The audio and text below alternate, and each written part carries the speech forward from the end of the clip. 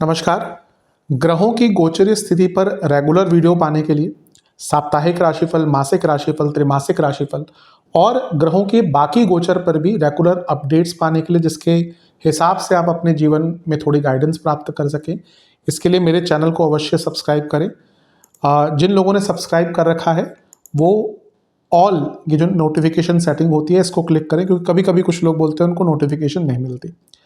आशा करता हूँ चैनल को सब्सक्राइब करेंगे और रेगुलर वीडियोस अवश्य आप देखेंगे। नमस्कार। ओम गणेशाय नमः। ओम नमः शिवाय। मैं निखिल ज्योतिषाचार्य आप सभी का मेरे चैनल पर पुनः स्वागत करता हूँ। आशा करता हूँ कि आप सभी स्वस्थ होंगे। महादेव की कृपा आप सभी पर सदैव बनी रहे। ये वीडियो मेष के लिए बहुत विशेष है, क्योंकि वीडियो है वर्ष 2026 के वार्षिक राशिफल के बारे में। हम 2025 के अंत की तरफ आ चुके हैं और 2026 एक दस्तक दे रहा है। जब भी हम किसी नई चीज़ की तरफ जाते हैं तो हमारे मन में एक अभिलाषा होती है, एक आशा होती है कि हम जान पाएँ कि ये आने वाली चीज़, आने वाला समय हमारे लिए कैसा होगा।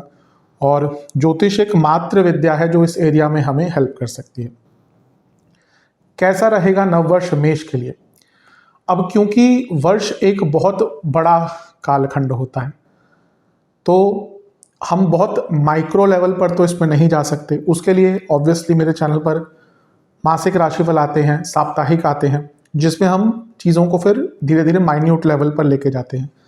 पर हाँ, एक मैक्रो लेवल पर क्या ये नया वर्ष ऑफर कर सकता है, इस बारे में चर्चा हम अवश्य इस वार्षिक राशिफल में करेंगे और वीडियो आप लोगों के काम आ सके, इसीलिए इसको मैं हमेशा की तरह एक ऑर्गेनाइज्ड वे में ही प्रस्तुत करने की अभिलाषा रखूंगा।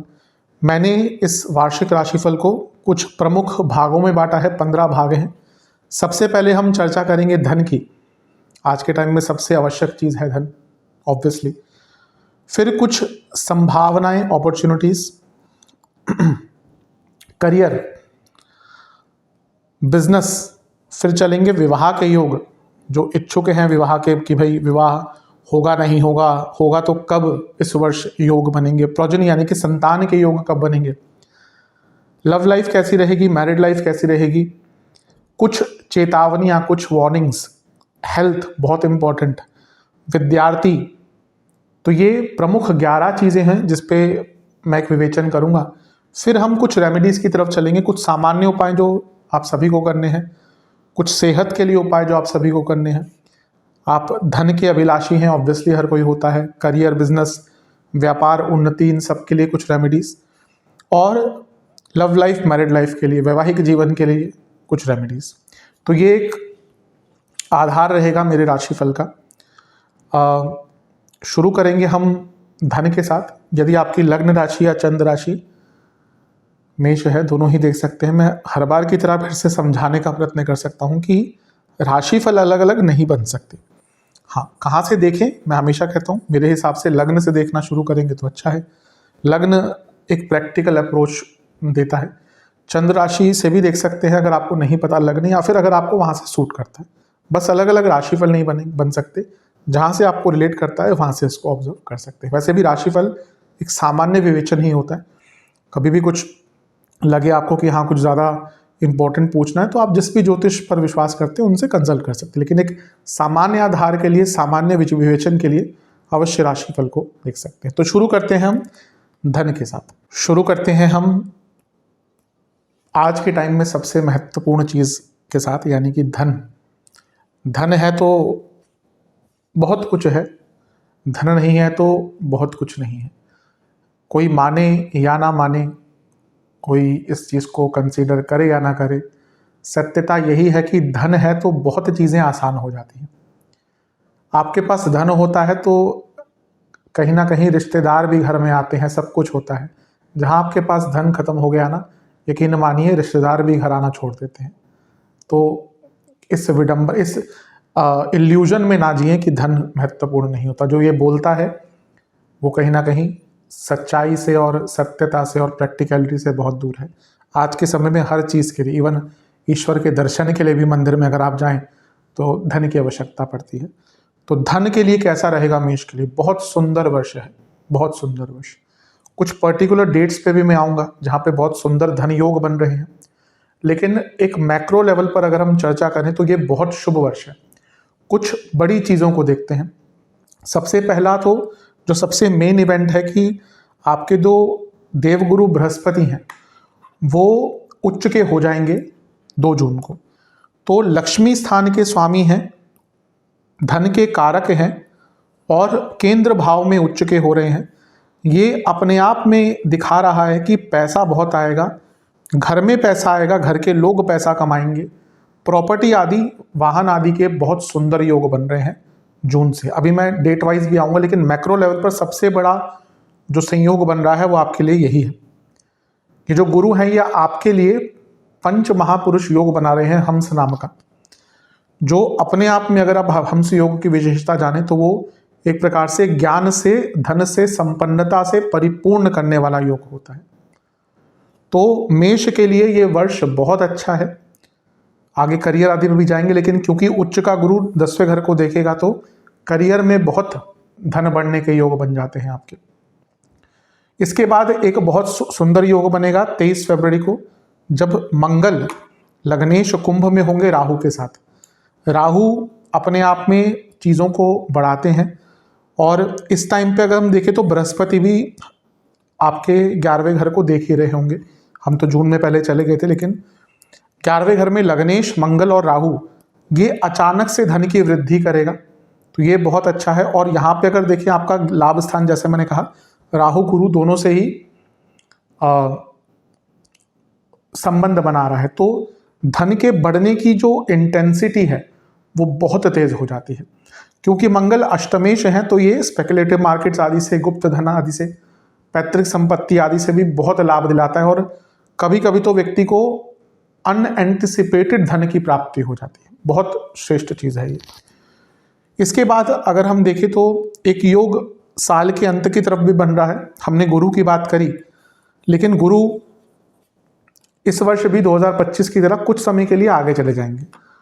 तो गुरु 31 अक्टूबर को आपके पंचम में आ जाएंगे और यहाँ से वो आपके लग्न भाव को देखेंगे।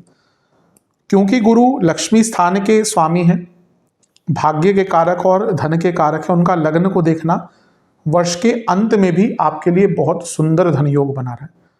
तो मैक्रो लेवल पर ये कुछ समय है जो आपको धन से परिपूर्ण करने वाले हैं। अब कुछ स्पेसिफिक डेट्स की तरफ चलते हैं। जैसा मैंने शुरू में कहा था मंगल से ही हम आरंभ करते हैं। मंगल 23 फरवरी को आपके 11वें घर में आ जाएंगे, तो ये यहाँ से लेकर 2 अप्रैल, ये करीबन 1.5 महीने का समय धन प्राप्ति के लिए बहुत अच्छा है। मंगल प्रॉपर्टी के कारक भी हैं, तो आपको प्रॉपर्टी लेनी है, प्रॉपर्टी बढ़ानी है, कोई बड़ी प्रॉपर्टी लेनी है। राहु मंगल है ना, तो विस्तृत विस्तार, विदेश में प्रॉपर्टी लेनी है, विदेश से संबंधित कामों में बहुत लाभ मिलेगा। अचानक से बड़ी धन प्राप्ति का योग आपका 23 फरवरी से 2 अप्रैल के बीच में बन रहा है। इसके बाद बनेगा 2 मार्च से 26 मार्च के बीच में। किसके द्वारा बनेगा? वो बनेगा शुक्र के द्वारा। शुक्र आपके 12वें घर में आ जाएंगे। व्यय स्थान है, अधिकतम ग्रहों का व्यय हो जाता है शुक्र को छोड़कर, और यहाँ पे वो उच्च के भी हैं। तो आपके धन स्थान के स्वामी आपके लाभ स्थान के स्वामी के साथ 12वें घर में उच्च के हो रहे हैं। अति सुंदर धन योग। और जब शुक्र की बात 12वें घर के साथ करते हैं तो ये वो समय होता है जब आप अपने जीवन के स्तर को बढ़ाते हैं, यानी कि बहुत बड़े धन का लाभ, करियर, बिजनेस, विदेश, हर जगह से धन का लाभ हो सकता है। इसके बाद आपका योग बनेगा जो बहुत सुंदर, वो है 19 अप्रैल से 14 मई।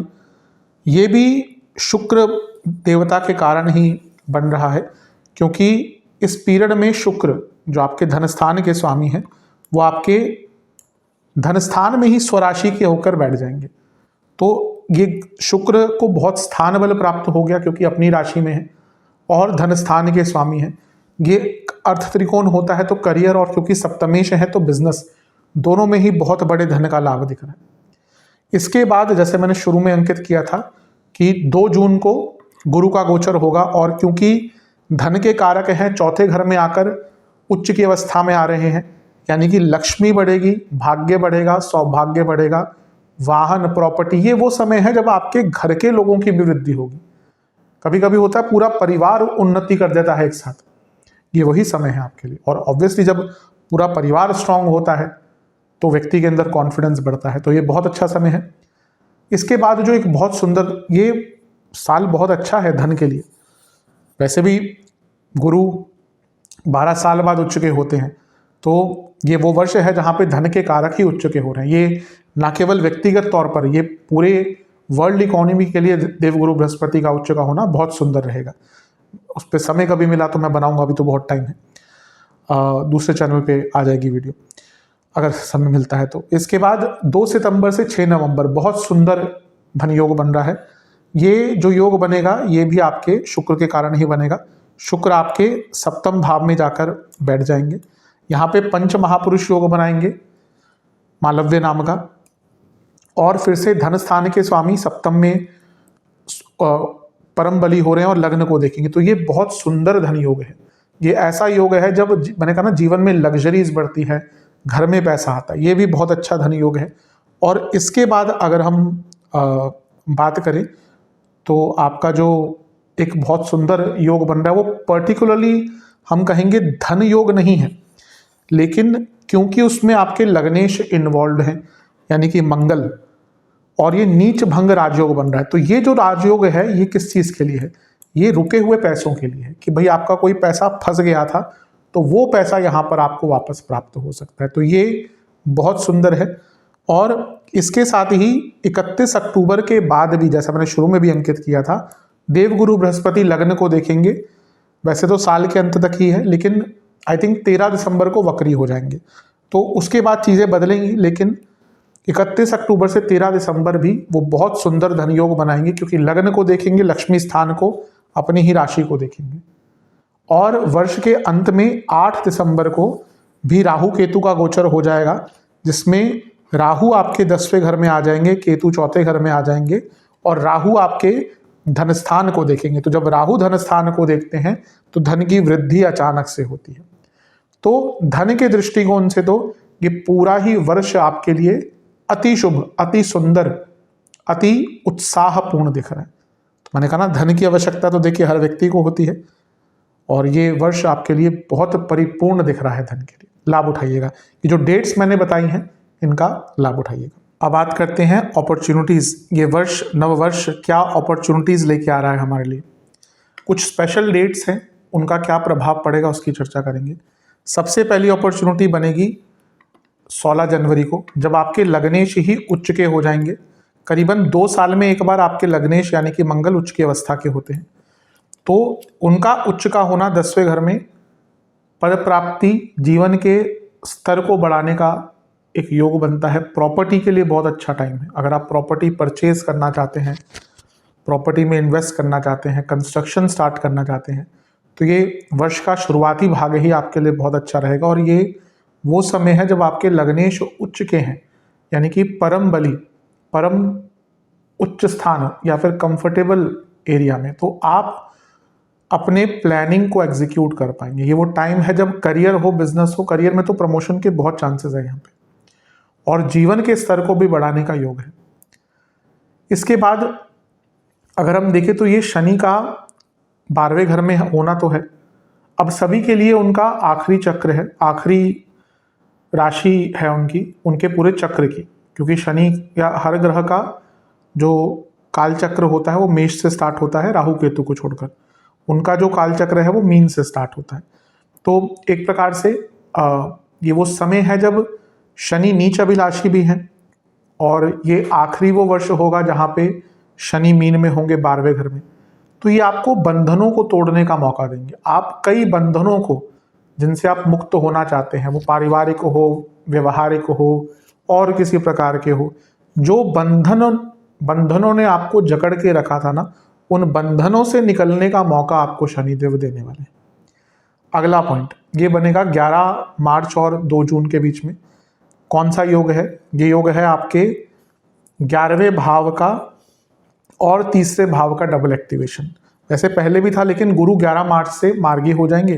तो गुरु देख रहे हैं 11वें घर को, राहु बैठे हैं तो 11वां भाव डबल एक्टिवेटेड, और राहु देख रहे हैं तीसरे घर को, यहाँ पे गुरु बैठे हैं तो तीसरा भाव डबल एक्टिवेटेड। किन ग्रहों से? जो विस्तार करते हैं, एक्सपैंड करते हैं। तो ये इच्छा पूर्ति का योग है। ये दोनों उपचय भाव हैं। बहुत तेज गति से जीवन आगे बढ़ेगा और अपने जीवन को एक्सपैंड करने का, अपनी इच्छाओं को प्राप्त करने का और अपने जीवन को प्रोडक्टिव और सफल बनाने का योग है, सफल बनाने का योग है। बहुत सुंदर है ये डबल एक्टिवेशन। आप देखिए 11 मार्च से 2 जून के बीच में आपकी कई इच्छाओं को पूरा करके जाएगा। इसके बाद अगली अपॉर्चुनिटी जो बहुत श्रेष्ठ आपके लिए दिख रही है वो है 14 अप्रैल को। 14 अप्रैल को एक चीज़ बता रहा हूँ, ये सारे जो गोचर हैं ये पूरा ऐसे मत मान के चलिए कि सारी चीज़ें मैं दिखा रहा हूँ। स्पेशल पॉइंट्स जो हैं कि बाकी ग्रहों को शायद उस टाइम पे मैं ना दिखाऊं, तो एक पर्टिकुलर ग्रह की उस टाइम पे मैं बात कर रहा हूँ। तो 14 अप्रैल को सूर्य करीबन 1 महीने के लिए उच्च के लग्न में हो जाएंगे। कितना श्रेष्ठ है। पहले तो राजयोग कितना सुंदर बन रहा है कि पंचमेश लग्न में है, वो भी उच्च के। ये फिर से पद प्राप्ति, बड़े स्तर पर रिकॉग्निशन, ये ऐसा वर्ष दिख रहा है जहां पे आपको रिकॉग्निशन मिलेगा, जहां पे आपको मान सम्मान पद प्राप्ति आपको प्राप्त होगी। क्योंकि इस वर्ष कुछ देर पहले मंगल आपके लग्नेश उच्च के हुए। लग्न में तो सूर्य हमेशा ही आपके उच्च के आते ही हैं साल में एक बार, लेकिन ये टाइम है जहां पे उन पर कोई बहुत ज्यादा बंधन आदि भी नहीं होगा। बहुत सुंदर वर्ष आपके लिए दिख रहा है। इसके बाद अगर हम चलें, अगला जो आपका योग बन रहा है वो है शुक्र और गुरु की युति। ये शुक्र और गुरु की युति ये बनेगी आपकी 14 मई से 2 जून के बीच में, क्योंकि उसके बाद तो गुरु का गोचर हो जाएगा। अब ये क्यों आपके लिए महत्वपूर्ण है?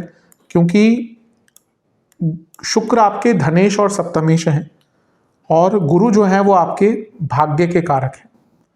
तो धन की वृद्धि के लिए, जीवन में आशाओं को पूर्ण करने के लिए ये योग बहुत सुंदर बन रहा है। और यहां से ये दोनों, एक देवगुरु एक दैत्य गुरु, दोनों नवम भाव को देखेंगे तो भाग्य की वृद्धि भी यहां पर होने वाली है। अगला महत्वपूर्ण पॉइंट कौन सा है या समय कौन सा है आपके लिए? अगला महत्वपूर्ण समय है 2 जून से 31 अक्टूबर। बहुत अच्छा समय है क्योंकि गुरु यहाँ पे उच्च की अवस्था के 4थे घर में होंगे। पंच महापुरुष योग, राजयोग। कैसे? त्रिकोण के स्वामी 4थे घर में, केंद्र में राजयोग। केंद्र में एक ग्रह गुरु, 5 ही ग्रहों का पंच महापुरुष बनता है, तो उसमें से गुरु हैं। तो हंस नाम का महापुरुष योग, ये तो बहुत परिपूर्ण बन रहा है आपके लिए। 2014 में गुरु उच्च के हुए थे। अगर आप थोड़ा सा ध्यान दें तो 2014 से 15 के बीच में भी अगर आपकी दशा अंतशा थोड़ी सपोर्टिव रही हो तो आपके लिए धन, प्रॉपर्टीज आदि के रूप में बहुत अच्छा समय गया होगा।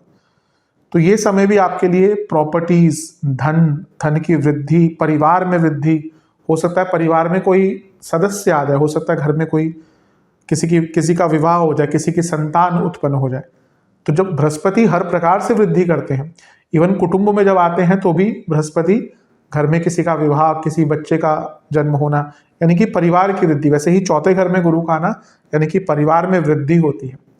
और वो भाग्य के कारक हैं और भाग्य के स्वामी हैं, यानी कि ये परम भाग्यशाली योग आपके लिए बन जाता है। अगला पॉइंट, यहाँ पे जैसे ही गुरु आए तो 12वां भाव एक्टिवेट हो गया। तो ये विदेश संबंधित चीजों के लिए अच्छा है। अगर आप विदेश जाने का प्रयत्न कर रहे थे, अगर आप विदेश में PR आदि अप्लाई करना चाहते थे, क्योंकि एट द सेम टाइम 12वें घर के स्वामी भी 4थे घर में है, वो भी उच्च के। तो 12वां घर भी डबल एक्टिवेटेड है और 4था भाव रेजिडेंस आदि के लिए बहुत इंपॉर्टेंट होता है। तो अगर आप विदेश में हैं, ऑब्वियसली इसमें देखिए देश काल पात्र लगता है। अब कई जगह जैसे आजकल USA है, अब वहां पे नहीं पता आपको कि चीजें किस प्रकार से, लेकिन अगर ऐसी जगह पे है जहां पे बहुत स्ट्रेट फॉरवर्ड है कि भैया आपकी एलिजिबिलिटी हो गई तो आपको PR मिल जाएगा या आप अप्लाई कर सकते हैं और एक डेट है, तो वहां पे ये चीजें बहुत आराम से काम करेंगी।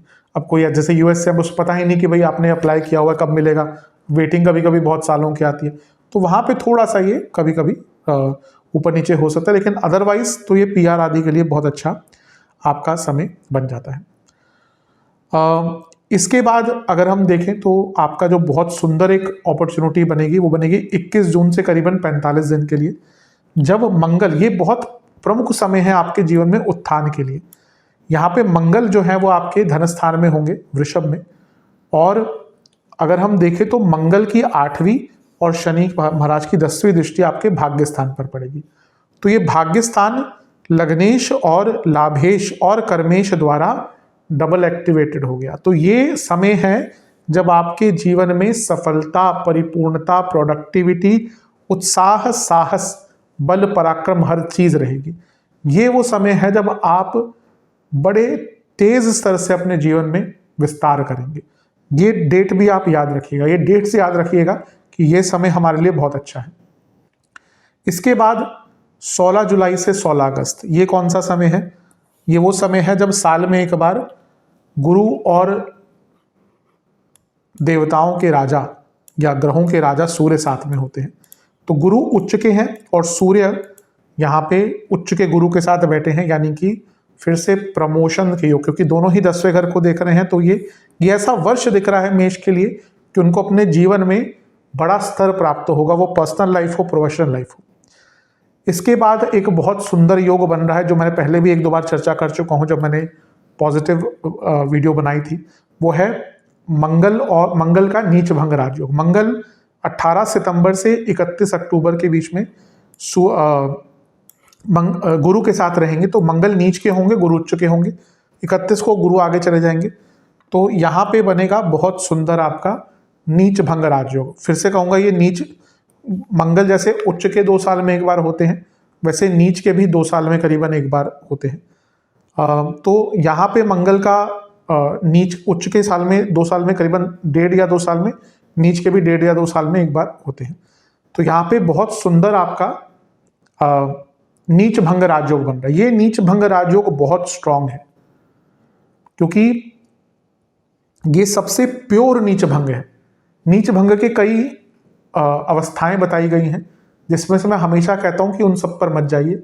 सबसे अच्छा नीच भंग वही है, सबसे उच्च क्वालिटी का, कि एक ग्रह उच्च का है और उसके साथ एक ग्रह नीच का है। क्या कहिए, नीच के ग्रह के साथ उच्च का ग्रह बैठ गया तो नीच भंग हो गया। सबसे अच्छा नीच भंग है।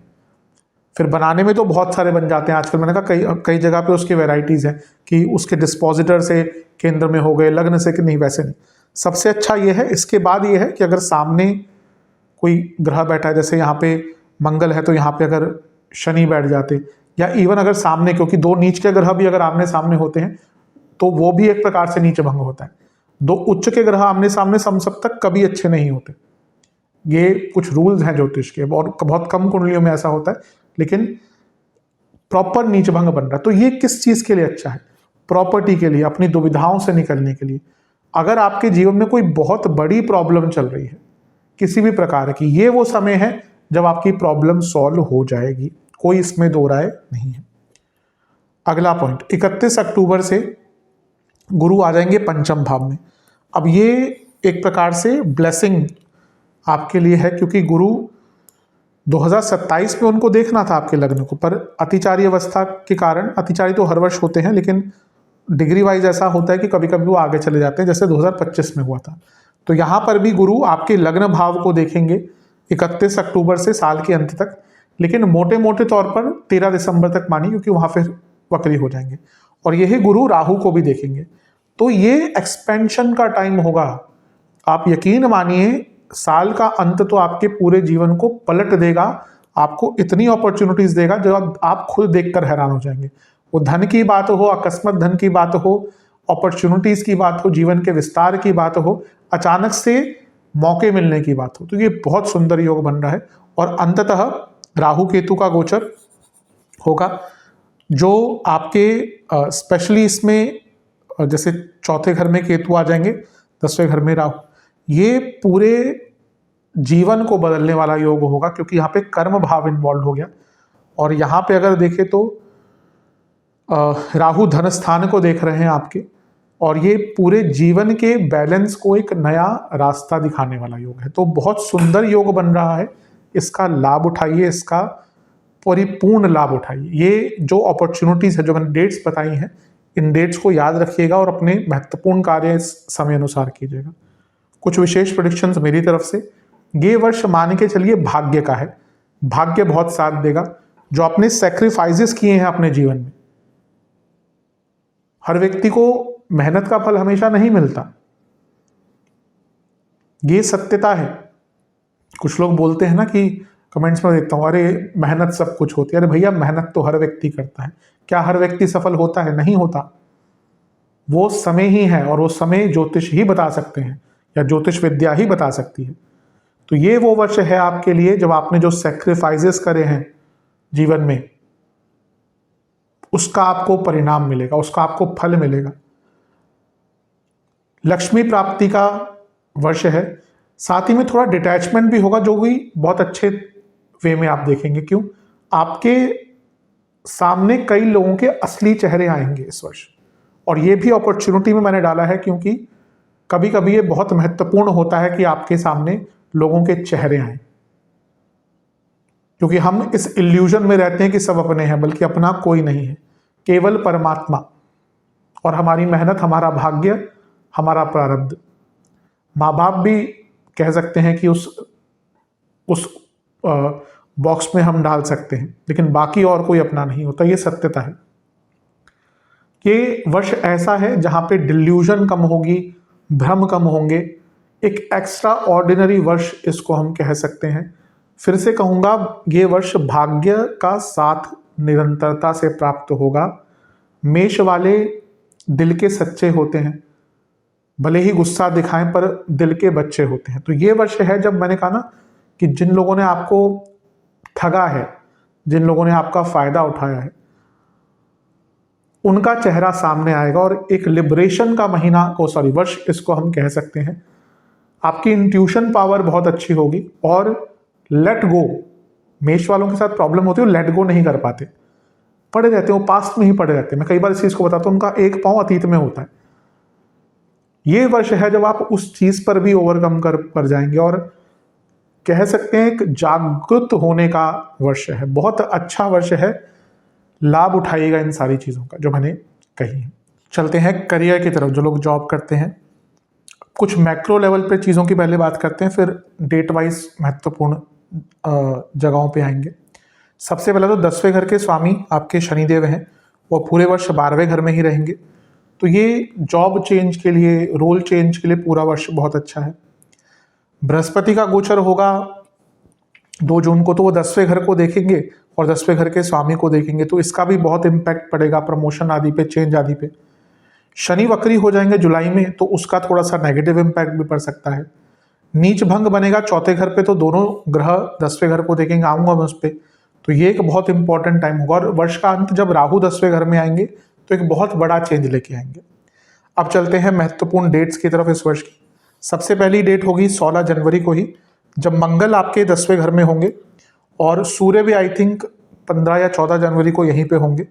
बल्कि वैसे देखा जाए तो शुक्र आदि भी होंगे, लेकिन उन पर मैं ज़्यादा जाऊंगा नहीं। तो ये बहुत अच्छा टाइम है।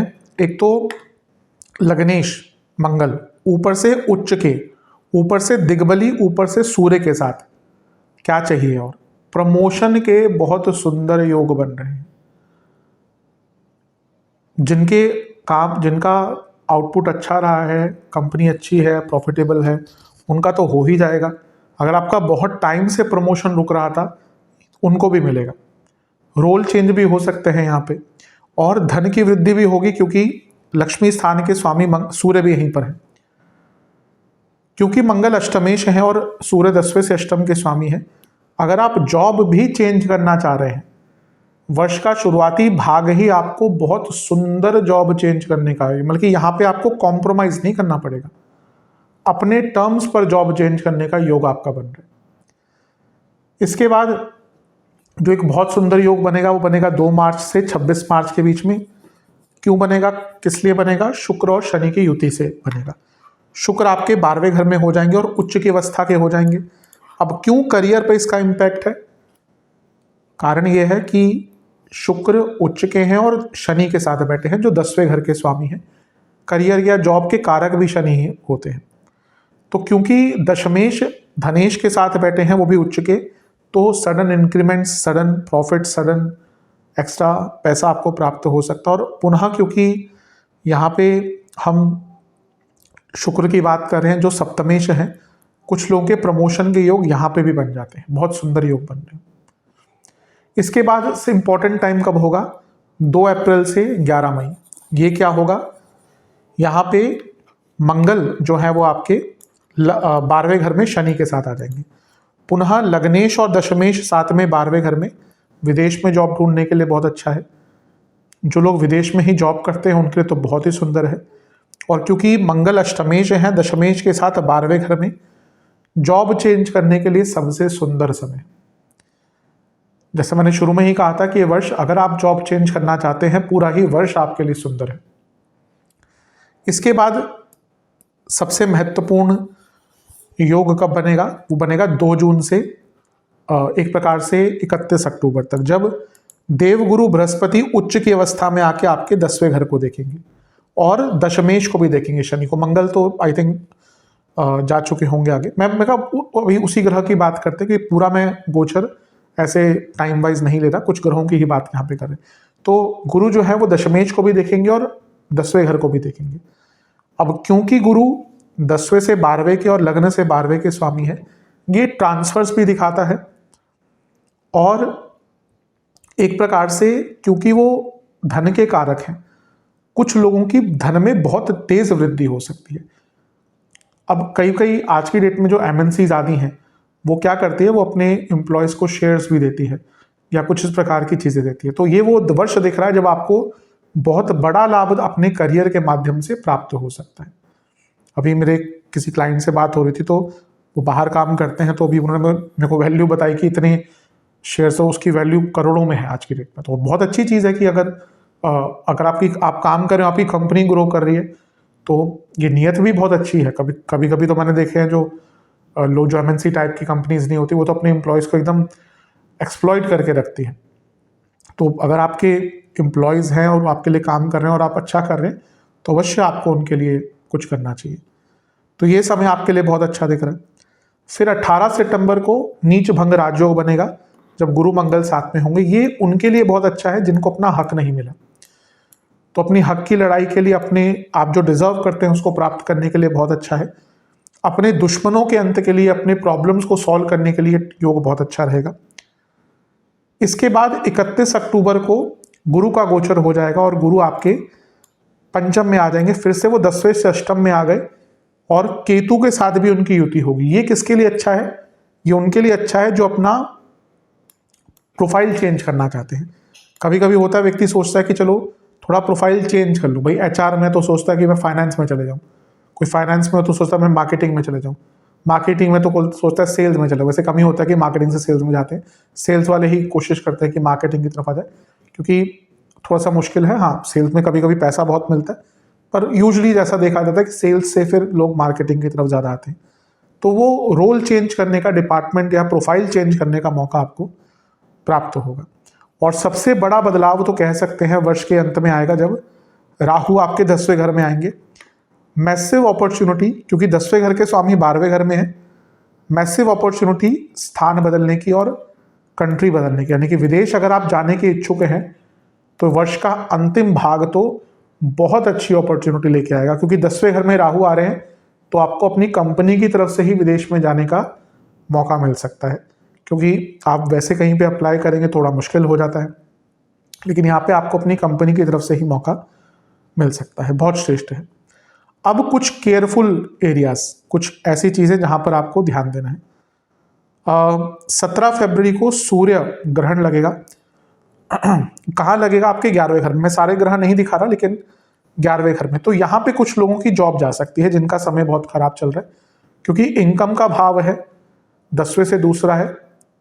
फिर 27 जुलाई को शनि वक्री हो जाएंगे, दशमेश। यहाँ पे भी प्रॉब्लम्स आ सकती है, कुछ लोगों की जॉब जा सकती है। 12 अगस्त को सूर्य ग्रहण लगेगा 4थे घर में, फिर से 10वें से सप्तम है, नाम खराब हो सकता है, प्रॉब्लम्स आ सकती है बॉसेस से।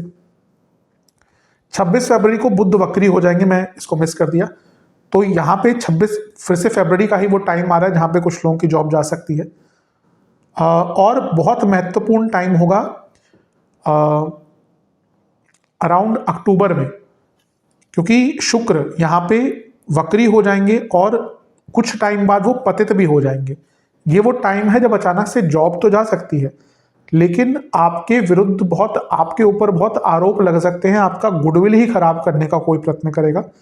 और फिर साल के अंत में जब देवगुरु बृहस्पति वक्री हो जाएंगे 13 दिसंबर को, तो यहां पे भी कुछ लोगों के लिए प्रॉब्लम आ सकती है। तो ये 4-5 डेट्स हैं जहां पे आपको केयरफुल रहना है।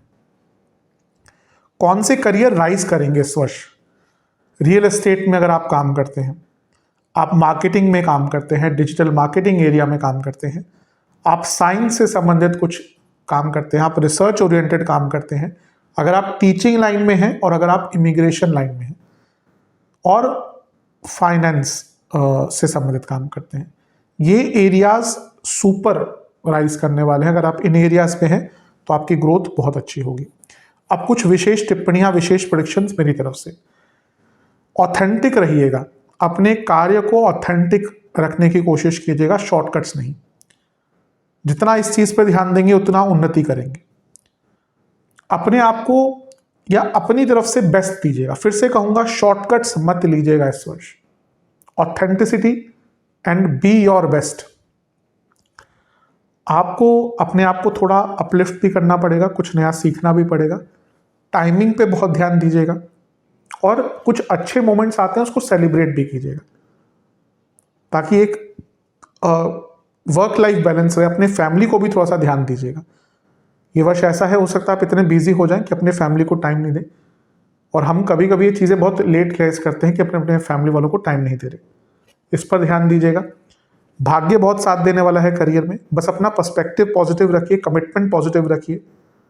अगर कोई पॉइंट ऑफ व्यू है उसको रखिए सामने, बट बहुत ही सभ्य तरीके से। ये वर्ष एक चीज हो सकती है, आप बहुत ज्यादा ना ओवर डोमिनेट करने की कोशिश कर सकते हैं। इस चीज से आपको पूरी तरह से बचना है। थोड़ा ग्रेटिट्यूड रखिए, आसपास लोगों से बनाकर रखिए, कम्युनिकेशन पर ध्यान दीजिए। जहां से गाइडेंस ली जा सके वहां से लीजिए, और अगर आप उस स्तर पे हैं कि आपको दिख रहा है कि किसी को आपकी गाइडेंस की आवश्यकता है, तो उन लोगों को भी गाइड कीजिए। ये वर्ष एक रिडेम्पशन का है। ये वर्ष ऐसा है कि अगर आप पिछले कुछ वर्षों में नहीं अच्छा कर पाए ना, तो इस वर्ष में उसकी भरपाई होने वाली है। तो वर्ष बहुत अच्छा है, इसका लाभ उठाइएगा। चलते हैं बिजनेस की तरफ। बिजनेस की जहां तक बात है, वर्ष का जो शुरुआती भाग है 11 मार्च तक, वो थोड़ा स्लो रहेगा, क्योंकि वक्री गुरु सप्तम को देखेंगे। तो 11 मार्च तक स्थिति थोड़ी स्लो रहेगी, लेकिन 11 मार्च आते ही चीज़ें आपके लिए बहुत अच्छा एक रुख तैयार कर लेगी।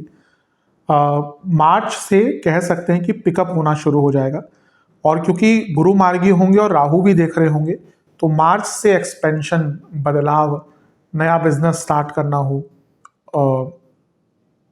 इन्वेस्टर्स चाहिए हो, इन सब के लिए नई टेक्नोलॉजी ग्रो करने का मौका आपको मार्च से मिलेगा। अगर हम देखें तो ये गुरु का प्रभाव तो हो ही जाएगा 11 मार्च से, मार्गी वाला, लेकिन शुक्र भी उच्च के हो जाएंगे 2 मार्च को। 2 से 26 मार्च तक शुक्र उच्च के रहेंगे, क्योंकि वो सप्तमेश हैं, इसलिए उनका उच्च का होना स्थिति को इम्पोर्टेंट बना देता है। और वो धनेश भी हैं, और वो लाभेश के साथ बैठे हैं, शनि के साथ। तो जो पैसा रुका हुआ था, पेमेंट्स रुकी हुई थी, एक फ्लो ऑफ मनी नहीं बन पा रहा था, या विदेश से पैसा आना था, या इन्वेस्टमेंट आनी थी विदेश से, या अदरवाइज आपको इन्वेस्टमेंट चाहिए थी, आपको अपनी इक्विटी को लिक्विडाइज करके किसी को अपनी कंपनी में ऐड ऑन करना था, उनसे पैसा चाहिए, इन्वेस्टमेंट चाहिए, तो उसके लिए बहुत अच्छा समय है। इसके बाद 19 अप्रैल को भी बहुत अच्छा योग बनेगा। वो बनेगा शुक्र का। कैसे? शुक्र आपके धन स्थान में स्वराशि के हो जाएंगे। क्यों मैं शुक्र पे एम्फोसिस दे रहा हूं? क्योंकि शुक्र सप्तमेश है, बिजनेस के भाव के स्वामी है। तो ये वो समय है जब धन की वृद्धि होगी, एसेट्स की वृद्धि होगी, और एक प्रकार से बड़ा कोई काम आपको मिल सकता है। फिर 11 मई से 21 जून मंगल कहाँ होंगे? मंगल होंगे लग्न भाव में, क्योंकि लग्नेश हैं, स्वराशि के होंगे। पंच महापुरुष योग रोचक नाम का बनाएंगे और सप्तम को देखेंगे, और वो सप्तम से धन और सप्तम से सप्तम के स्वामी हैं। यानी कि बिजनेस में रिकॉग्निशन, बिजनेस में नाम, बिजनेस में नया काम, हर चीज की वृद्धि होने वाली है। फिर 2 जून को बहुत महत्वपूर्ण चीज होगी, क्योंकि देवगुरु बृहस्पति उच्च के हो जाएंगे। अब डायरेक्टली तो कोई इंपैक्ट नहीं है सप्तम भाव पर या उनसे संबंधित चीजों पर, लेकिन क्योंकि सप्तम से 10वें में उच्च के हो गए, यानी कि कंसिस्टेंसी और स्टेबिलिटी, ऐसे काम मिलेंगे जो लॉन्ग टर्म आप कर पाएंगे और लाभ कमा पाएंगे। और यही जो गुरु है वो सप्तम से दूसरे भाव को भी देखेंगे, यानी कि स्लो एंड स्टेडिली धन की वृद्धि, काम की वृद्धि होती रहेगी। 18 सितंबर से 31 अक्टूबर ये भी बहुत महत्वपूर्ण है, क्योंकि यहाँ पे बनेगा नीच भंग राजयोग, और ये मंगल जब यहाँ पे आएंगे तो सप्तम भाव को देखेंगे। तो ये प्रॉब्लम से निकलने के लिए, भाई आपका कोई कोर्ट केस चल रहा था, कोई आपके ऊपर ऋण था, कोई आपका काम फंस गया था, उनसे निकलने के लिए योग बहुत अच्छा होगा। और इसके बाद 31 अक्टूबर को जब गुरु आपके पंचम में आ जाएंगे, जो सप्तम से लाभ है, और यहाँ पे केतु के साथ होंगे, यानी कि कोई काम जो फंस रहा था या कोई कॉन्ट्रैक्ट नहीं मिल रहा था, आपकी बातचीत चल रही थी बहुत टाइम से, कभी कभी होता महीने महीने किसी काम को लेकर बातचीत अटक जाती है, तो यहाँ पे वो बातचीत बन सकती है और कोई बहुत अचानक से लाभ आपको प्राप्त हो सकता है। आपको केयरफुल कब रहना है? केयरफुल रहना है आपको 3 अक्टूबर से 14 नवंबर के बीच में। कारण यहाँ पे ना शुक्र आई थिंक सितंबर में ही आ जाएंगे, लेकिन 3 अक्टूबर को वो वक्री हो जाएंगे, और पीछे जाते जाते आई थिंक 7 नवंबर के आसपास वो पतित भी हो जाएंगे। तो ये पीरियड जो होगा ना एक और वो वक्री रहेंगे 14 नवंबर तक। तो ये 3 अक्टूबर से 14 नवंबर यहाँ पे बहुत केयरफुल रहना है। यहाँ पे धन का नुकसान, दुश्मनों का हावी होना, आपका बड़ा काम है तो आपका कोई पार्टनर ही आपको धोखा दे दे, या कंपनी में कोई एम्प्लॉय धोखा दे दे, नाम खराब हो जाना, ये पीरियड बहुत केयरफुली आपको बिताना है। अदरवाइज जैसे मैंने कहा मार्च ऑनवर्ड्स वृद्धि है, लाभ है, एक प्रकार से उन्नति है। कौन से एरियाज राइज करेंगे, कौन से बिजनेसेस राइज करेंगे? कंस्ट्रक्शन, रियल एस्टेट, आप कुछ ऑनलाइन काम करते हैं, लॉजिस्टिक्स का काम करते हैं, फार्मास्यूटिकल से काम करते हैं, मिनरल्स का काम करते हैं, ट्रैवल संबंधित काम करते हैं, इमिग्रेशन का काम करते हैं, फाइनेंस का काम करते हैं, इन सभी एरियाज में आपको बहुत आगे बढ़ने का मौका मिलेगा। आपको स्पेशल प्रेडिक्शन मेरी तरफ से, ये वर्ष सेलिब्रेशन का है। ये वर्ष आपको इतने मौके मिलेंगे सेलिब्रेट करने के कि जीवन में, बिजनेस में आनंद आ जाएगा। एक चीज कहूंगा कि काम बढ़ेगा, थोड़ा हेल्थ पर ध्यान दीजिएगा, क्योंकि ये दिख रहा है इस वर्ष काम बढ़ेगा। और जो लोग बिजनेस करते हैं ना, अपना काम करते हैं, उनको कभी कभी छुट्टी नहीं मिलती, क्योंकि बिजनेस ऐसा नहीं होता ना कि आप भैया आ गए घर पे और कुछ, बिजनेस तो 24 घंटे का होता है। तो काम बढ़ता है तो कभी कभी जो लोग अपना काम करते हैं अपनी हेल्थ को कॉम्प्रोमाइज करते हैं, तो ये नहीं करना। मार्केटिंग पर ध्यान दीजिएगा, बहुत महत्वपूर्ण होती है। शांति बनाकर और शांत माइंड से जितना आपने इस वर्ष में काम कर लिया ना, उतना आपके लिए अच्छा है। पर्पसफुल रहिए, जो भी करें उसका पर्पस होना चाहिए। साहस रहेगा, बदलाव का वर्ष है। आप जो बदलाव कई सालों से नहीं ला पाए अपने बिजनेस में, इस वर्ष आएगा। अगर फैमिली बिजनेस करते हैं तो और भी बड़ा बढ़िया है, और भी उसको बेटर कर सकते हैं। और अगर आप फैमिली बिजनेस स्टार्ट भी करना चाहते हैं, जैसे ही गुरु चौथे घर में आएंगे उसका योग भी बन जाता है। मैं एक ही चीज कहूंगा कि जितने आप अपने माइंड को और अपनी ऊर्जा को सही डायरेक्शन में क्लैरिटी के साथ लगाएंगे ना, उतना अच्छा है। मेडिटेशन कीजिए, पूजा पाठ कीजिए, अपने इष्ट की आराधना कीजिए, अपने कुल देवी के मंदिर जाइए, कुल देवता के मंदिर जाइए, उनका आशीर्वाद लीजिए। जिनको मानते हैं गुरु हैं, अगर आप इतने लकी हैं कि आपके पास सच में कोई गुरु है, तो उनकी आराधना कीजिए। तो एक जो सकारात्मकता है वो बनी रहेगी। और सबसे महत्वपूर्ण चीज कहूंगा, अपने जर्नी को एंजॉय कीजिए। अगर हम अपने काम को एंजॉय करना शुरू कर देते हैं ना, स्पेशली जो बिजनेस करते हैं उनको, उनके लिए महत्वपूर्ण है, क्योंकि कभी कभी होता है बहुत मोनोटनस हो जाता है। पर आप अपने चीजों को एंजॉय कीजिए, यकीन मानिए फिर आपको काम काम जैसा लगेगा नहीं। वर्ष बहुत अच्छा है। जो कुछ चीजें मैंने बताई केयरफुल रहने के लिए, उनका ध्यान दीजिए, और जो डेट्स मैंने बताई उनका लाभ उठाइए। चलते हैं विवाह के योग की तरफ। क्या विवाह के योग बन रहे हैं 2026 में? बिल्कुल बन रहे हैं, कई विवाह के योग बन रहे हैं। इसमें एक चीज को कंफ्यूजन से दूर करना चाहता हूं कि ये जो विवाह का योग मैं बता रहा हूं, ये मुहूर्त नहीं है। मुहूर्त अपने आप में एक अलग चीज होती है, जो बहुत कुछ कंसीडर करके निकालना चाहिए। और विवाह का मुहूर्त और गृह प्रवेश का मुहूर्त, ये दो तो अवश्य निकालने चाहिए।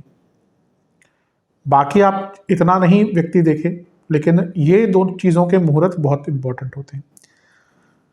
तो विवाह के योग का मतलब कि जब ये बात पक्की हो जाए, चलो भाई घर वालों में एक सहमति बन जाए, डेट निकाल लें, बैठ के सब बात कर लें, घर वालों की स्वीकृति मिल जाए। हमारे देश में विवाह तो कभी कभी 1-1.5 साल की तैयारी चलती है। तो वो समय है जहाँ पे चीज़ें पक्की हो जाए, रिश्ता मिल जाए। पहला योग कब बन रहा है? जनवरी में ही। 16 को मंगल यहाँ पे होंगे, 13 को शुक्र आ जाएंगे। तो मंगल लग्नेश है, शुक्र सप्तमेश है। काल पुरुष की कुंडली में भी मंगल पहले भाव के स्वामी है, शुक्र सप्तम के स्वामी है। तो इन दोनों की युति जब भी होती है और अगर किसी अच्छे स्थान पे होती है तो विवाह होते हैं, विवाह का योग बन जाता है। और ये यहाँ पे मंगल खुद उच्च के हैं, चौथे घर को भी देख रहे हैं, तो घर वालों की स्वीकृति बहुत आराम से मिल जाएगी। तो ये योग कब से कब तक है? ये योग बनेगा आपका 13 जनवरी से करीबन 23 फेब तक कह सकते हैं, या 6 फेब तक कह सकते हैं। 23 जनवरी से 6 फरवरी तक मान के चलिए। फिर शुक्र आगे निकल जाएंगे। फिर अगला जो योग बनेगा वो 23 फरवरी से बनेगा। पहला 13 जन से 6 फरवरी, शुक्र 6 फरवरी को आगे आ चुके होंगे। फिर 23 फरवरी को मंगल उनको फिर से ज्वाइन करेंगे। तो ये भी क्योंकि लाभ स्थान है, सप्तम से पंचम है, और यहाँ पे राहु का भी दोनों को मिलन मिल गया। राहु मैं हमेशा कहता हूँ, राहु को कई जगह पे ब्याहु कहते हैं, एक कैटलिस्ट का काम करते हैं राहु विवाह में। तो ये फिर से 23 फरवरी से 2 मार्च के बीच में आपका एक योग बनेगा। ये दूसरा योग है। तीसरा योग बनेगा आपका 2 मार्च से 26 मार्च। कैसे? शुक्र उच्च के हो जाएंगे। वैसे भी अगर शुक्र उच्च के होते हैं तो वो विवाह युक्त चीज़ों के लिए, विवाह से संबंधित चीज़ों के लिए अच्छा होता है। और यहाँ पे जो शुक्र है वो सप्तमेश भी हैं, कारक भी हैं, और लाभेश के साथ बैठे हैं जो सप्तम से पंचम के स्वामी हैं। तो ये भी अपने आप में 2 मार्च से 26 मार्च की जो तिथि है ये बहुत अच्छी है विवाह युक्त चीज़ों को आगे बढ़ाने के लिए, विवाह संबंधित चीज़ों को आगे बढ़ाने के लिए। इसके बाद 11 मार्च से 2 जून, क्योंकि 11 मार्च को गुरु वक्री से मार्गी हो जाएंगे, तो उनकी मार्गी दृष्टि और राहु का प्रभाव सप्तम पर, ये तो बहुत गोल्डन पीरियड है। क्योंकि जब गुरु, देखिए शुक्र आदि तो बहुत इंपॉर्टेंट, लेकिन गुरु, शनि, स्पेशली गुरु, बड़ी चीजों में गुरु, बिना गुरु के प्रभाव के वो चीजें नहीं हो पाती। संतान हो, विवाह हो, कोई बहुत बड़ा महत्वपूर्ण इवेंट हो, वहां पे गुरु का कुछ ना कुछ प्रभाव आता ही है। तो ये तो सबसे उच्चतम समय है 11 मार्च से 2 जून। और राहु भी देख रहे हैं, जैसे मैंने अभी कहा, उनको ब्याहु कहते हैं, कैटलिस्ट का काम करते हैं। तो ये पीरियड तो आपका 11 मार्च से 2 जून बहुत अच्छा है। इसके बाद इसी पीरियड में एक और सब पीरियड आ जाएगा जहाँ पे 11 मई को मंगल लग्न में होंगे। तो क्योंकि वो लग्नेश हैं, उनका सप्तम को देखना, और 11 मई से वो 21 जून तक रहेंगे। लेकिन अगर हम देखें 11 मई से 2 जून मंगल, गुरु और राहु सब सप्तम को देखेंगे। तो ये जो एक मैक्रो पीरियड मैंने बताया था 11 मार्च से 2 जून, उसके बीच में जो सब पीरियड आया ये और भी उसको अच्छा बना रहा है। यानी कि ये कह सकते हैं कि 11 मार्च से 2 ये जो जून तक का समय है ये बहुत सुंदर है, क्योंकि और स्पेशली उसमें 11 मई में जब मंगल भी यहीं पे आ जाएंगे तो ये भी बहुत अच्छा समय बन जाता है। इसके बाद 8 जून से 4 जुलाई, ये कब होगा? जब शुक्र जो है वो उच्च के गुरु के साथ बैठेंगे। कैसे? शुक्र होंगे, गुरु यहाँ पे आ चुके होंगे आपके चौथे भाव में, उच्च के हो चुके होंगे, और शुक्र यहाँ पे आपके चौथे घर में होंगे।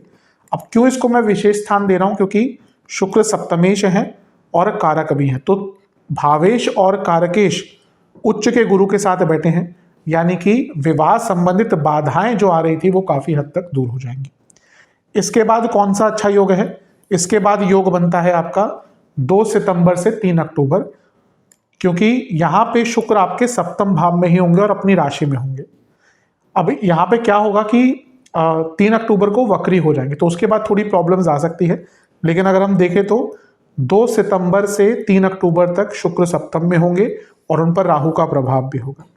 तो ये समय भी बहुत अच्छा बन जाता है। फिर साल के अंत में 31 अक्टूबर से 13 दिसंबर जब गुरु पंचम में होंगे, तो यहां से वो सप्तम को देखेंगे। कहां से सप्तम को? सप्तम से सप्तम को, और सप्तम से त्रिकोण को भी देखेंगे। तो फिर 31 अक्टूबर से 13 दिसंबर जब तक गुरु वक्री नहीं हो जाते तो एक योग बनता है विवाह का। तो ये वो करीबन 8 डेट्स हैं या 8 कालखंड हैं वर्ष 2026 के, जहां पर विवाह का आपका बहुत सुंदर योग बन रहा है। अब चलते हैं संतान के योग की तरफ कि क्या संतान का योग है इस वर्ष में कि नहीं है। बहुत ऐसे कालखंड बनेंगे जहां पे संतान का योग बनता है। अब ये समय किस चीज का होता है? कंसीविंग का। अगर आप प्रयत्न करते हैं तो कंसीविंग के लिए समय बहुत अच्छे बन जाते हैं। अब एक चीज है, क्योंकि ऑलमोस्ट पूरे वर्ष में पंचम में केतु रहेंगे, तो जिन लोगों की कुंडली वीक है उनके लिए थोड़ी बाधा हो सकती है, लेकिन अगर कुंडली ठीक है, कोई बहुत ज्यादा दिक्कत नहीं, तो उनके लिए जो समय मैं बता रहा हूं काफी अच्छे रहेंगे। सबसे पहला कालखंड होगा 13 फरवरी से 15 मार्च। क्यों? क्योंकि यहाँ पे सूर्य आपके लाभ स्थान में होंगे। पहला तो पंचमेश है, उनका लाभ स्थान में जाना ही ठीक है, राहु के साथ है, लेकिन फिर भी क्योंकि पंचमेश है, लाभ स्थान में होना और यहाँ से अपनी ही राशि को देखना, अपने ही भाव को देखना, ये एक अच्छा समय है। जैसे मैंने कहा, अगर कुंडली स्ट्रांग है तो संतान कंसीविंग आदि के लिए बहुत अच्छा समय बन जाता है। फिर इसके बाद बृहस्पति मार्गी हो जाएंगे 11 मार्च को। तो 11 मार्च से 2 जून बहुत अच्छा टाइम है। क्यों? पहला तो कारक है संतान के, फिर पंचम से लाभ में बैठे हैं। पहले वक्री थे तो प्रॉब्लम्स देंगे, लेकिन यहाँ पे मार्गी होते ही वो इंपॉर्टेंट या बलशाली हो जाएंगे और यहाँ से वो नवम को देखेंगे जो पंचम से पंचम है। अपने आप में संतान प्राप्ति के लिए नवम भाव इंपॉर्टेंट होता है, और पंचम से सप्तम को यानी कि लाभ स्थान को भी देखेंगे जो पूर्णता दिखाता है। तो ये एक इंपॉर्टेंट इवेंट या इंपॉर्टेंट टाइम आपके लिए हो जाएगा 11 मार्च से 2 जून। इसके बाद ये तो हमने गुरु की बात करी। 15 मार्च से 14 अप्रैल ये उन लोगों के लिए बहुत अच्छा होगा जो IVF आदि या मेडिकल प्रोसेस से संतान प्राप्ति करना चाहते हैं, क्योंकि यहाँ पे सूर्य जो पंचमेश है वो 12वें घर में होंगे। तो विद मेडिकल हेल्प आप अपनी संतान प्राप्ति की तरफ जा सकते हैं जिनको प्रॉब्लम्स हैं। इसके बाद 14 अप्रैल से 15 मई, ये तो बहुत अच्छा समय है, क्योंकि पंचमेश सूर्य यहाँ पे उच्च की अवस्था के होंगे और लग्न में होंगे, पंचम से नवम में। बहुत सुंदर समय है संतान प्राप्ति के लिए। और इसके बाद 16 जुलाई से 17 अगस्त, ये क्या होगा? यहाँ पे गुरु आप आ चुके होंगे 4थे घर में और सूर्य यहाँ पे होंगे। अब आप बोलेंगे ये क्यों हो रहा है? क्योंकि ज्योतिष में एक नियम है कि भावेश और कारकेश जब साथ में होते हैं और अच्छा योग बनता है तो इवेंट हो सकता है। तो ये वो बहुत अच्छा समय है जब आपके भावेश और कारकेश साथ में हैं, जिसमें से कारकेश यानी कि गुरु उच्च के हैं। तो ये बहुत सुंदर समय है संतान प्राप्ति के लिए। और फिर 31 अक्टूबर से 13 दिसंबर जब आपके देवगुरु बृहस्पति ही पंचम में आ जाएंगे। फिर से क्योंकि केतु यहाँ पे हैं तो थोड़ी प्रॉब्लम देंगे। स्पेशली ये फिर से कहूँगा, ये एक प्रकार से उन लोगों के लिए बहुत अच्छा मौका होगा जो मेडिकल हेल्प के द्वारा संतान प्राप्ति करना चाहते हैं। 31 अक्टूबर से 13 दिसंबर। तो ये करीबन कुछ ऐसे कालखंड हैं, करीबन 6 मैंने आई थिंक बताए, हाँ, जहाँ पे आप अगर प्रयत्न करते हैं तो संतान प्राप्ति हो सकती है। चलते हैं प्रेम संबंध की तरफ। लव लाइफ कैसी रहेगी? मोरलेस देखिए, पंचम में केतु है और पूरे साल रहेंगे, तो ये प्रॉब्लमेटिक समय तो होता है। आप में से कुछ लोगों को अनुभव हो भी रहा होगा कि लव लाइफ में अटैचमेंट की कमी हो रही होगी, वो भावनाएं जो पहले थी वो कम हो गई होंगी, और वो ये पूरे वर्ष रहेगा क्योंकि केतु यहाँ पे दिसंबर तक है। फिर अगर हम देखें तो पंचम से अष्टम में भी शनि है जो स्टेबिलिटी को कम करते हैं, इसलिए टेस्टिंग टाइम रहेगा, इसमें कोई दो राय नहीं है। अगर अच्छी चीज़ों की हम बात करें तो वर्ष के शुरुआती भाग में मंगल और शुक्र की युति होगी। जो लोग रिलेशनशिप से मैरिड लाइफ की तरफ बढ़ना चाहते हैं उनके लिए जनवरी का महीना ही बहुत अच्छा है। फिर शुक्र की राहु से युति होगी फरवरी में, ये टाइम नए रिलेशनशिप को स्टार्ट करने के लिए अच्छा है। फिर शुक्र उच्च के होंगे 2 मार्च को, ये भी टाइम रिलेशनशिप को स्टार्ट करने के लिए अच्छा है। केयरफुल आपको, अच्छा 1-2 और मौके हैं। अप्रैल में 14 अप्रैल के आसपास सूर्य उच्च के हो जाएंगे, पंचमेश है तो उनका उच्च का होना और सप्तम को देखना। फिर से अगर आप रिलेशनशिप से वैवाहिक जीवन की तरफ बढ़ना चाहते हैं उनके लिए भी ये टाइम बहुत अच्छा है। तो ये कुछ पीरियड है जिनका आप लाभ उठा सकते हैं, बट मोर और लेस केतु का प्रभाव बहुत ज़्यादा रहेगा, इसलिए problems time to time relationship में आती रहेंगी। केयरफुल रहिए। कभी कभी ऐसा हो सकता है कि आप एकदम डिटैच्ड फील करें।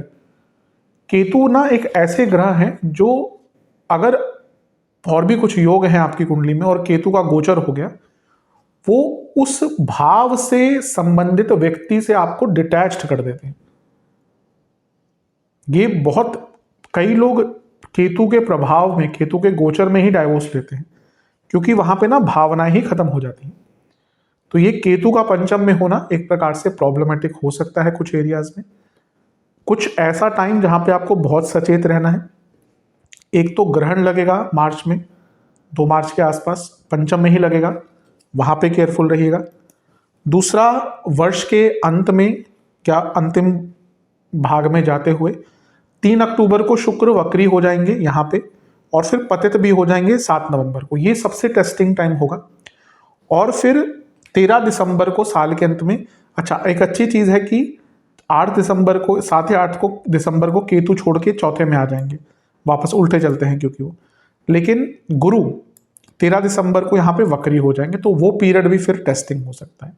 तो बहुत एकदम इजी पीरियड तो नहीं दिख रहा रिलेशनशिप के लिए। कुछ विशेष प्रेडिक्शन, ये वर्ष ऐसा है जहाँ पे एक दूसरे पर डिपेंडेंस बढ़ाइए ताकि आप दोनों का इन्वॉल्वमेंट बढ़े। कुछ लोगों के लिए, जैसे मैंने 2-3 समय बताए, जहाँ पे आप वैवाहिक जीवन की तरफ बढ़ सकते हैं। कोशिश कीजिए एक दूसरे के सुख को बढ़ाएं, एक दूसरे के प्लेजर्स का ध्यान रखें, किसी भी प्रकार के हों।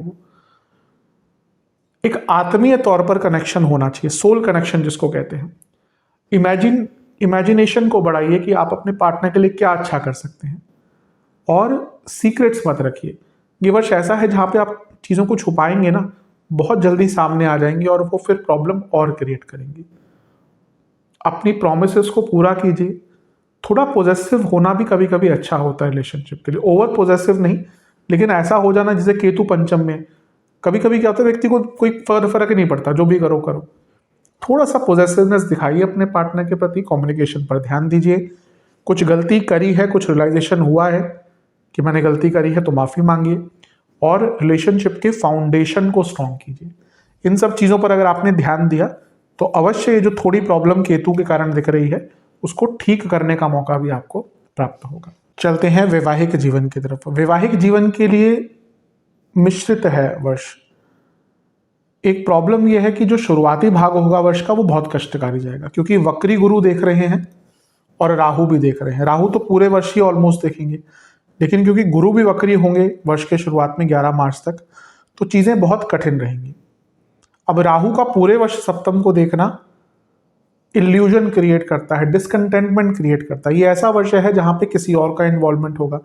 ये ऐसा वर्ष है जब आपको अपने पार्टनर में कमियां दिखेंगी, किसी और के प्रति ज़्यादा इंटरेस्ट दिखेगा। और ये वैसा, ये बल्कि आपके पार्टनर की तरफ से भी हो सकता है कि उनको भी आपके में जो अट्रैक्शन है वो कम दिखे और कहीं और उनका मन भटके।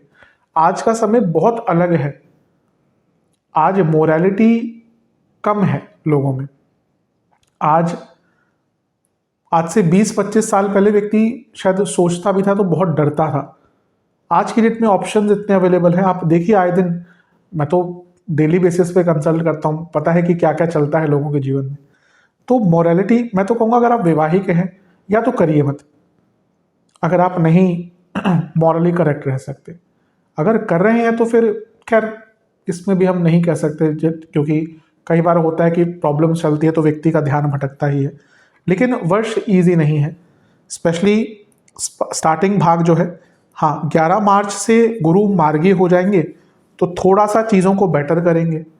प्रॉब्लम यह है कि 2 जून को जब उनकी दृष्टि हट जाएगी, फिर केवल राहु देखेंगे, तो यहाँ से तो बहुत प्रॉब्लम्स आ जाएंगी। कन्फ्यूजन, इल्यूजन, भ्रम, झूठ बोलना, किसी और का इन्वॉल्वमेंट मैरिड लाइफ में। और पूरे वर्ष सप्तम से छठे में शनि है जो कांस्टेंट आर्ग्यूमेंट्स करवाएगा। शनि 27 जुलाई को वक्री हो जाएंगे, यहाँ से प्रॉब्लम्स और बढ़ेंगी। तो जैसे जैसे वर्ष ये आगे बढ़ता जाएगा प्रॉब्लम्स हैं। एक और बड़ी चीज़ ये है कि मार्च में मंगल आएंगे यहाँ पे आपके 12वें घर में। अब मंगल जब भी 12वें घर में आते हैं तो करीबन 130 दिन मंगल दोष चलता है, 130 135 दिन, 45 दिन यहाँ पे, 45 यहाँ पे, 45 यहाँ पे। तो फिर मार्च ऑनवर्ड्स भी प्रॉब्लम बहुत बढ़ना स्टार्ट हो जाएंगी। और वर्ष के थोड़ा अंत की तरफ जाते हुए करीबन 3 अक्टूबर को शुक्र आपके सप्तम में होंगे। ये सबसे टेस्टिंग टाइम होगा। शुक्र सप्तम में वक्री हो जाएंगे 3 अक्टूबर को, और वक्री होते होते 7 नवंबर को पतित हो जाएंगे और नीच के हो जाएंगे। कई लोगों का सेपरेशन उस पीरियड में होके रहेगा, क्या हो सकता है, ईश्वर करे ना हो, लेकिन क्या फायदा है ज्योतिष का। आपको समय पता है, अगर आपको दिख रहा है कि भाई प्रॉब्लम्स बढ़ रही हैं तो वो सेपरेशन की तरफ जा सकती है। इसीलिए उस पीरियड में बहुत केयरफुल रहना है। तो ये वर्ष मोटे मोटे तौर पर देखा जाए ऐसा बहुत प्रत्यक्ष रूप से नहीं दिखेगा कि दिक्कत है, लेकिन धीरे धीरे धीरे करके ना प्रॉब्लम्स मैरिड लाइफ में बढ़ती ही रहेंगी। विशेष प्रेडिक्शन, छोटे स्टेप्स लीजिए, बड़ा विचार मत कीजिए कि कल ही मेरी मैरिड लाइफ ठीक कर दूंगा मैं या कर दूंगी, नहीं हो सकता। कोई मशीन तो है ना है कि भाई, या कोई वाटर प्यूरिफायर या एयर प्यूरिफायर तो है ना कि बटन दबाया सब ठीक हो गया, एकदम क्लीन हो गया, नहीं। छोटे स्टेप्स लीजिए, स्टार्ट कीजिए, मिस्टेक्स को समझिए, उन पर काम कीजिए, अपोलोजाइज कीजिए, माफ़ी मांगिए, कन्फ्यूजन दूर कीजिए, कॉन्फ्लिक्ट्स कम कीजिए, इन सब पर काम कीजिए। वाणी पर बहुत नियंत्रण रखिएगा। ये वर्ष कई बार आप वाणी में ऐसी चीज़ें बोल देंगे, वैसे भी मेष वालों की आदत होती है, जब उनको गुस्सा आता है ना तो वो आपा खो बैठते हैं कभी कभी, और फिर वो ऐसी चीज़ें बोल देते हैं जो बहुत कष्टकारी होती हैं। तो ध्यान दीजिए, ज़्यादा शक मत कीजिए। ठीक है, अगर आपको कुछ दिख रहा है बहुत प्रत्यक्ष, फिर आपका हक बनता है कि आप छानबीन करें, पर फालतू में हर चीज़ पर भी शक करना ना, वो भी वैवाहिक जीवन को खराब करता है। टाइम दीजिए एक दूसरे को, और कहीं ना कहीं अपने वैवाहिक जीवन को स्ट्रॉन्ग कीजिए। दूसरे लोगों की बातों में आकर कि कोई कुछ कह रहा है, कोई कुछ कह रहा है, अपने वैवाहिक जीवन को खराब मत कीजिए। इन सब चीज़ों पर अगर आप विचार करेंगे, काम करेंगे, अवश्य यकीन मानिए जो प्रॉब्लम्स हैं उनसे निकल भी पाएंगे। मुश्किल तो है थोड़ा सा। अब वार्निंग्स की तरफ चलते हैं। कुछ ऐसी डेट्स, कुछ ऐसे समय, कुछ ऐसे योग जो आपको बहुत सावधानी पूर्वक बिताने हैं। पहला तो शनि पूरे वर्ष ना 12वें घर में है, तो ये स्लो डाउन लाते हैं कई चीज़ों में, इसलिए टाइम मैनेजमेंट पर बहुत ध्यान देना पड़ेगा। कई जगह पर, बहुत कम ग्रंथों में, लेकिन 1-2 ग्रंथ मैंने देखे हैं, पढ़े हैं, जिसमें केवल 12वें घर के शनि को भी शकट योग कहा गया है। वैसे तो शकट योग बनता है बृहस्पति और चंद्रमा का षडाष्टक योग।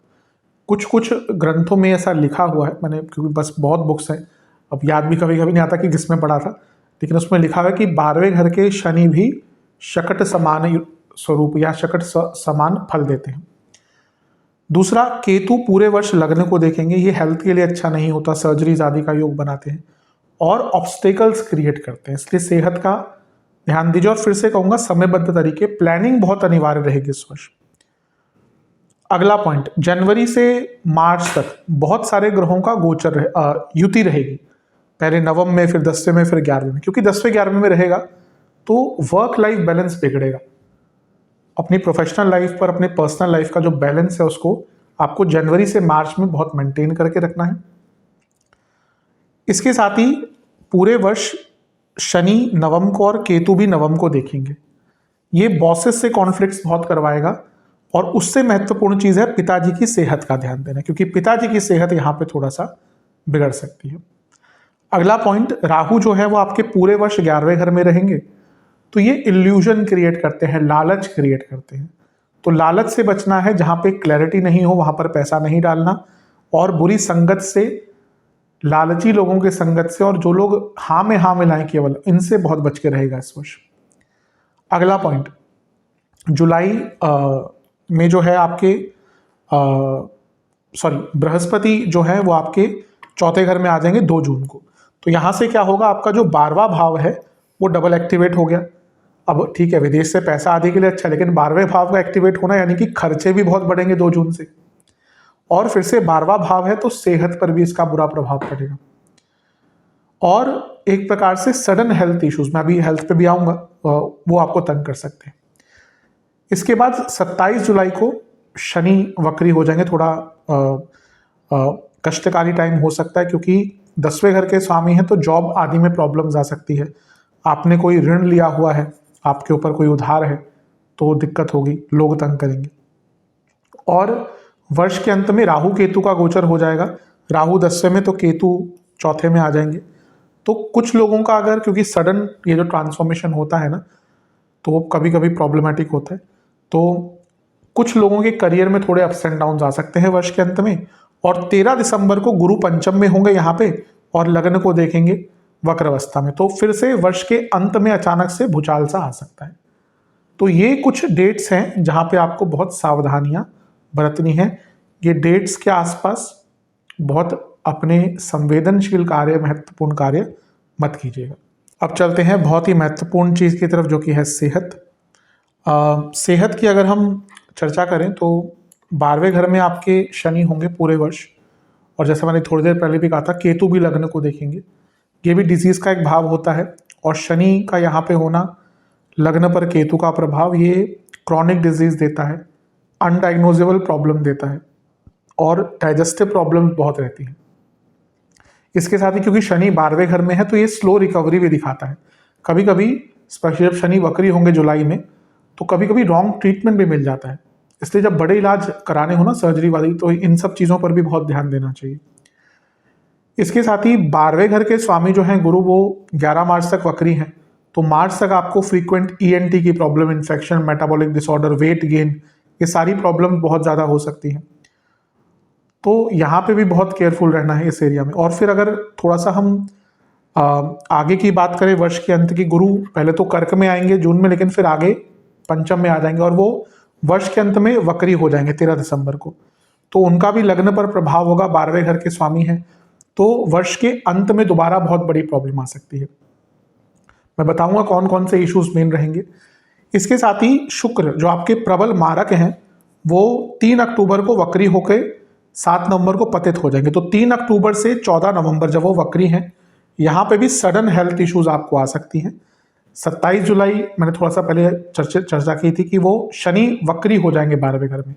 यहाँ पे ना, जैसे कभी कभी किसी का ट्रीटमेंट चल रहा होता है, उसको भी लाभ नहीं मिलता, तो यहाँ पे भी बहुत आपको केयरफुल रहना है। और सबसे इंपॉर्टेंट है 18 सितंबर से करीबन 45 दिन का समय जब मंगल नीच के होंगे, यहाँ पे सडनली इंजरीज और बहुत ज़्यादा हेल्थ इश्यूज आ सकते हैं। तो ये कुछ एरियाज हैं जहाँ पे आपको बहुत ध्यान देना है। एक चीज़ मैं बता के चलूँगा, समझा के चलूँगा कि 11वें घर के राहु ना महंगे रोग देते हैं। 11वां भाव ही महंगे रोगों का है। ये मैं कभी कभी बहुत पहले मैं पढ़ाता था ज्योतिष, तो मैं कहता था कि ये राज रोग का भाव है। तो अगर कुंडली में दशा भी ऐसी चल रही है ना, तो कोई बहुत महंगा रोग यहाँ पे आपको तंग कर सकता है। अब बात करते हैं कि कौन कौन से इश्यूज इस वर्ष तंग करेंगे। ब्लड प्रेशर की प्रॉब्लम है, बहुत दिक्कत रहेगी। फीट से संबंधित, नसों से संबंधित कार्डियक रोग, इंटेस्टाइन से जुड़े रोग, पाइल्स की प्रॉब्लम जिनको रहती है, प्रोस्टेट की इश्यूज जिनको रहते हैं, महिलाओं में यूट्रस की प्रॉब्लम जिनको रहती है, ऑब्वियसली प्रोस्टेट पुरुषों में, स्प्लीन की प्रॉब्लम, गॉल ब्लैडर की प्रॉब्लम, ब्रीदिंग इश्यूज अगर आपको हैं, और ब्लड डिसऑर्डर और ऑटो इम्यून डिसऑर्डर्स, ये इस वर्ष आपको बहुत तंग करेंगे।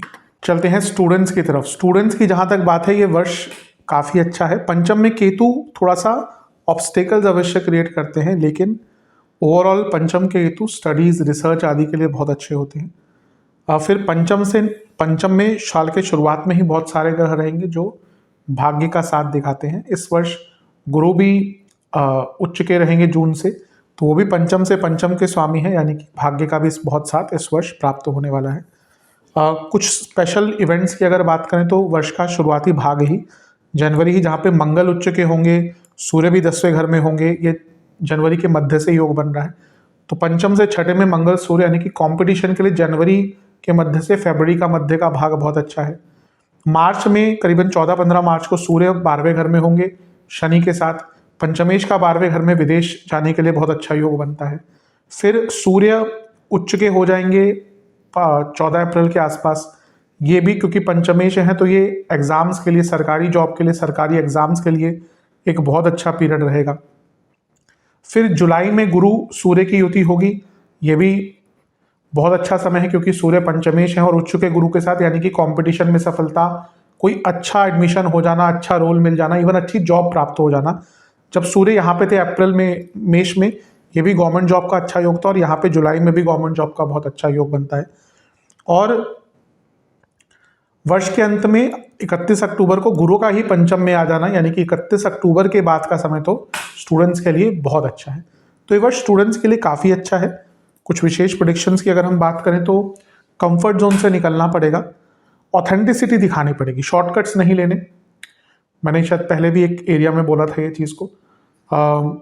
अपने माइंड को ओपन अप रखिए, अपने ऊपर ट्रस्ट बढ़ाइए, सक्सेस मिलेगा इस वर्ष, रोक नहीं सकता कोई। कंपैशनेट रहिए अपने स्टडी के प्रति, पैशनेट रहिए अपने स्टडी के प्रति, एक्सप्लोर कीजिए, अपना आधार स्ट्रॉन्ग कीजिए, बड़ा सोचिए, सीखिए, साहस अपना बढ़ाइए, और जैसा मैंने कहा फोकस बढ़ाइए।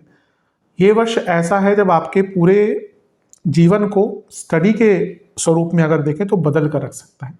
वर्ष अच्छा है, इसका लाभ आपको उठाना है। उपाय की बात करते हैं। ये जो सामान्य उपाय है ये हर चीज़ के लिए, हर एरिया में आपको हेल्प करेगा।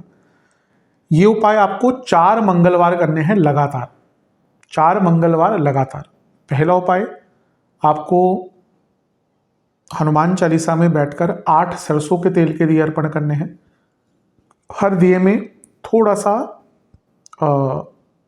गेहूँ आपको डालना है। फिर वहीं पर बैठकर 8 बार हनुमान चालीसा का पाठ करना है। बजरंग बली को गुड़ का भोग और शहद युक्त मिठाई, मतलब कि कोई मिठाई जो शहद से बनी हो या शहद का उपयोग हुआ हो, उसमें कोई भी बना सकते, खीर बना सकते, उसमें एंड में थोड़ा सा शहद डाल दीजिए। शहद को पकाना नहीं चाहिए आयुर्वेद के हिसाब से, तो एंड में जब थोड़ा सा ठंडी हो जाए तब डाल सकते हैं। खैर हमें आजकल जो शहद मिलते हैं सारे पैस्चराइज्ड ही होते हैं अधिकतम। तो ये इसका भोग लगाइए। फिर बजरंग बली के सामने बैठकर ओम अंगारकाय नमः मंत्र का 108 बार जाप कीजिए। चोला चढ़ाइए बजरंग बली को। अगर 4 मंगलवार नहीं चढ़ा सकते तो चोला चाहे तो एक ही मंगलवार चढ़ा दे, अदरवाइज चढ़वा सकते हैं तो रोज हर मंगलवार को, 4 मंगलवार को करवाएं। वृद्धाश्रम में 4 मंगलवार कुछ दान करें, कुछ भी आपके ऊपर है, और वृक्षारोपण करें। हो सके तो नीम का पेड़ कहीं पे लगाएं। ये उपाय कर लेंगे तो वर्ष बहुत अच्छा जाएगा। उपाय की बात कर लेते हैं अब सेहत के लिए। इस सेहत के लिए आपको क्या उपाय करने हैं? 4 सोमवार एक पात्र में दूध, सफ़ेद तिल, शहद और इलायची के कुछ दाने, ये मिलाकर शिवलिंग का अभिषेक करें। 4 मुखी घी का दिया अर्पण करें महादेव को, और किसी भी तली हुई मिठाई का, जलेबी हो सकती है, बर्ती हो सकती है, उसका भोग लगाएं महादेव को। सफ़ेद पुष्प, लाल पुष्प और पीले पुष्प, 3 प्रकार के पुष्प अर्पण करें महादेव को, और केसर का तिलक लगाएं महादेव को। फिर वहीं पर बैठकर ओम विश्वेश्वराय नमः मंत्र का 108 बार जाप करें, और मंदिर में शक्कर का दान करें। अब बात करते हैं धन, व्यापार, नौकरी, इनके लिए क्या उपाय करे जाए। ये उपाय आपको 2 अमावस्या की रात को करने हैं। आपको लक्ष्मी जी को 2 प्रकार की मिठाइयों का भोग लगाना है। गुलाब के पुष्पों की माला अर्पण करनी है माता को। फिर वहाँ पर बैठकर 4 घी के दिए अर्पण करने हैं जिसमें एक सुपारी हो, और वहाँ पर बैठकर लक्ष्मी चालीसा का 8 बार पाठ करना है, और लक्ष्मी जी की 1 बार आरती करनी है। ये आपको 2 अमावस्या करना है। ये सब करने के बाद कमल का पुष्प आपको लक्ष्मी माता को अर्पण करना है। ये उपाय कर लेंगे तो धन से संबंधित व्यापार है, जॉब है, बाकी चीज़ें उसमें लाभ प्राप्त होगा। अब बात करते हैं प्यार, लव लाइफ, वैवाहिक जीवन, इसको ठीक करने के लिए क्या उपाय करें। ये उपाय आपको 4 शुक्रवार करने हैं। आपको शिवजी और पार्वती माता का पंचामृत से अभिषेक करना है। ध्यान ये देना है जब पंचामृत बना लें उसके बाद उसमें थोड़ा गुलाब जल मिला लें। इस द्रव्य से अभिषेक कीजिएगा 4 शुक्रवार माता का और शिवजी का।